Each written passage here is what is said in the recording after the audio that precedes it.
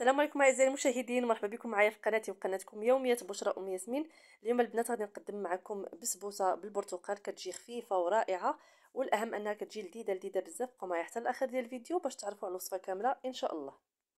في واحد الاناء غادي ندير جوج حبات نتاع البيض يكونوا متوسطين، وكنضيف عليهم السكر سنيده. كندير 5 ديال المعالق ديال السكر، يعني ما يعادل كاس الا ربع ديال السنيده بقوه العكاز اللي فيا ما فيا ما يعبر بالكاس. المهم كنخلط هاد المكونات مزيان مع بعضياتهم، كندير واحد الرشيشه ديال الملح قبيصه هكذا غير صغيره لتعديل الذوق، ثم كنضيف كاس ديال البرتقال وعصير البرتقال. كنخلط هاد المكونات مزيان، ثم كنحك داك القشره ديال البرتقاله، قشره كامله هكذا كنحكها وكنخلط مزيان هاد المكونات مع بعضياتهم حتى كينسجموا.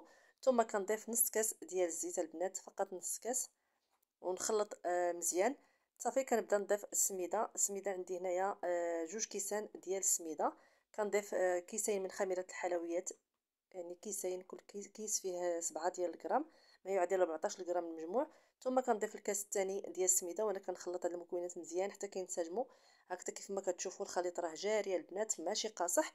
كنجيب المول اللي غادي ندخلو الفران، اي مول بغيتو واللي متواجد عندكم، كندهنو بالزيت وكنسمدو اولا كنرشو بالسميده هكذا مزيان. كندير له السميده هكذا حتى كنغلفو بداك السميده كامل، ثم كنكب فيه ديك الخليط وندخلو الفران يطيب على درجه ديال الحراره اللي كتكون مهيله بحال اللي كنطيبو الكيكه البنات.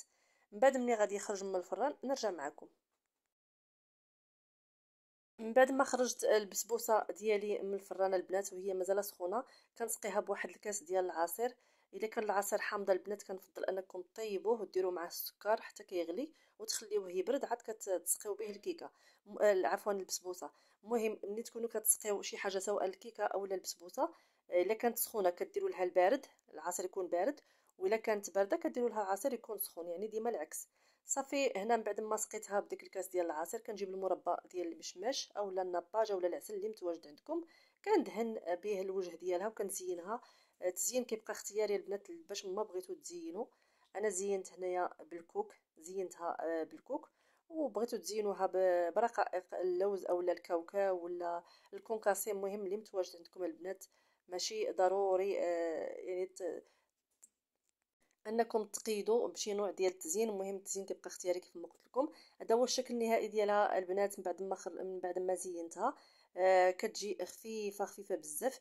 غادي نقطع معكم طريف تشوفوا بقوه الخفه ديالها، يعني حيت مازال سخونه شويه، ماشي بردت بزاف. بغيت نقدمها معكم. هنا غادي نحيد واحد الطريف باش تشوفوا من الداخل كيف جات. نتوما كتشوفوا دغيا كتفتت البنات لان مازال سخونه، يعني دافيه. هانتوما مازال بقوه ما الاخر راني خليت واحد الطريف في المول، ماشي مشكل. المهم انا بغيت غير نوريكم من الداخل كيف كتجي هشيشه البنات وفتيه بزاف والمذاق رائع. كنتمنى انها تنال الاعجاب ديالكم. الا عجبكم الفيديو ديال اليوم ما تنساونيش من البارطاج ومن التعاليق المحفزه تشجيعا لي باش نقدم كل ما هو جديد معكم. واللي اول مره كيزور القناه نتاعي مرحبا والف مرحبا، فعلوا زر الجرس باش يوصلكم كل جديد كنقدمه لكم، وبارطاجيو مع الاهل والاصدقاء باش تعم الفائده مع الجميع. كنتمنى انني نكون خفيفه وظريفه على قلوبكم. الى اللقاء في وصفه اخرى ان شاء الله.